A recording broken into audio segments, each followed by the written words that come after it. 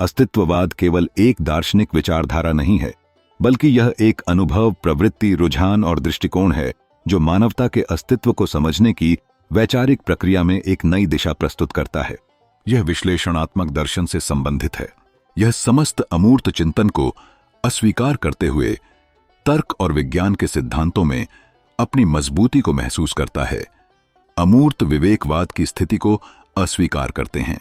अस्तित्ववादी विचारकों का आग्रह है कि दर्शन को व्यक्ति के अपने जीवन, उसके अनुभव और ऐतिहासिक स्थिति के साथ संबंधित किया जाना चाहिए जिसमें वह स्वयं को पाता है।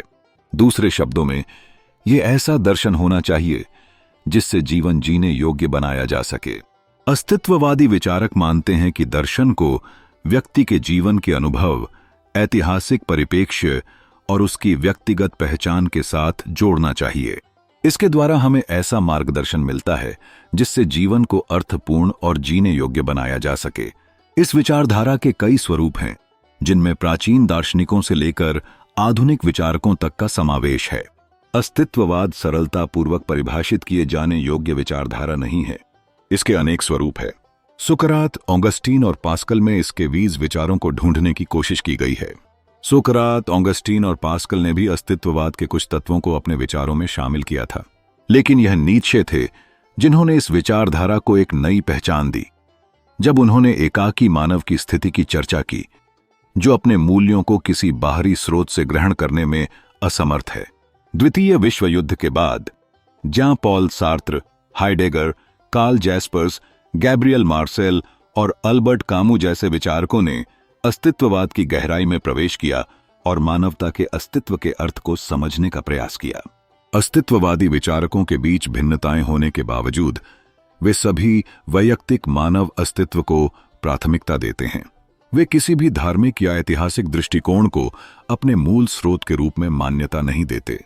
उनके मूल्यांकन का आधार मानव की जीवंत भावनाएं, संवेग और अनुभवजन्य जगत हैं, जो उन्हें अस्तित्ववाद के एक वैज्ञानिक और तर्कसंगत स्वरूप में स्थापित करता है।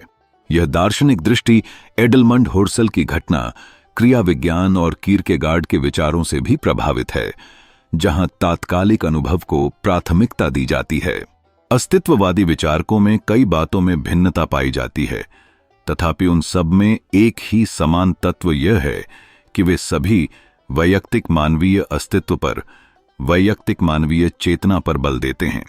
वे किसी भी धार्मिक परंपरा अथवा इतिहास परकता को अपना मूल स्रोत बनाने से निषेध करते हैं। दूसरे शब्दों में, उनके मूल्यों का आधार मनुष्य की भावनाएं, संवेग और तात्कालिक अनुभव है।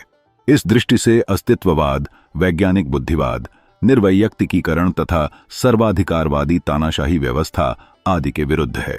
दार्शनिक दृष्टि से ये एडमंड हुर्सल के फेनोमेनोलॉजी, किरकेगार्ड की चिंतन पद्धति, देकार्ते की कार्टेशियन पद्धति आदि पद्धतियों को अपनाते हैं।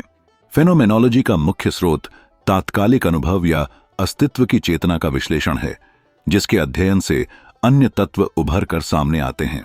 अस्तित्ववाद उन सभी सामाजिक और बौद्धिक विचारों का विरोध करता है जो व्यक्ति की स्वतंत्रता को हानि पहुंचाते हैं।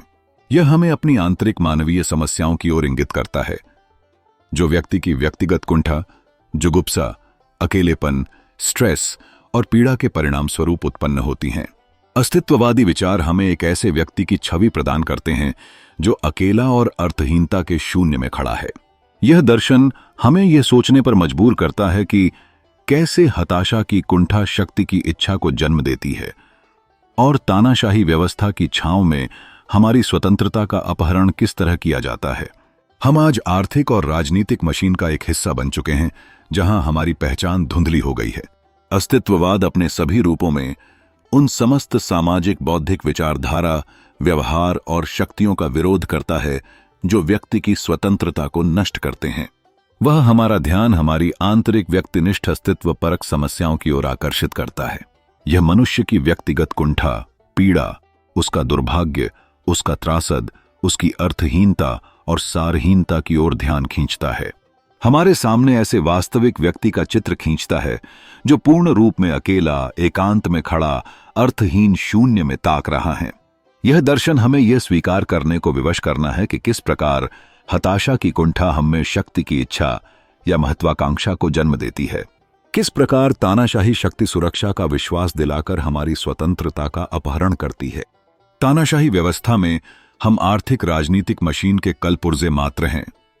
हम नहीं हैं। हमारा स्वयं से अलगाव हो चुका है। हम अपनी पहचान खो चुके हैं। हमें अपनी पहचान स्वयं खोजना है। कोई अन्य सत्ता हमारे उद्देश्य, हमारे लक्ष्य निर्धारित नहीं कर सकता है, चाहे वह ईश्वरीय सत्ता हो या तानाशाही सत्ता। हमें जब तक इस संसार में अपने होने की चेतना कि मैं कौन हूं और मैं इस संसार में क्या कर रहा हूं महसूस नहीं करता, तब तक अस्तित्व की चेतना से रहित हूं। ऐसे व्यक्तियों के भाग्य को बाह्य सत्ता ही निर्धारित करती रहेंगी।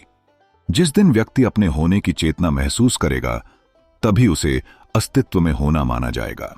ऐसी चेतना से संपन्न मानव अब किसी बाह्य सत्ता से नहीं, वरन आत्मसत्ता से, स्वयं से स्वतंत्र निर्णय कर पाएगा, जवाबदेह और उत्तरदायी बन पाएगा और सार्वभौमिक रूप से समस्त मानव जाति हेतु एक बेहतर संसार के निर्माण में समर्थ हो पाएगा।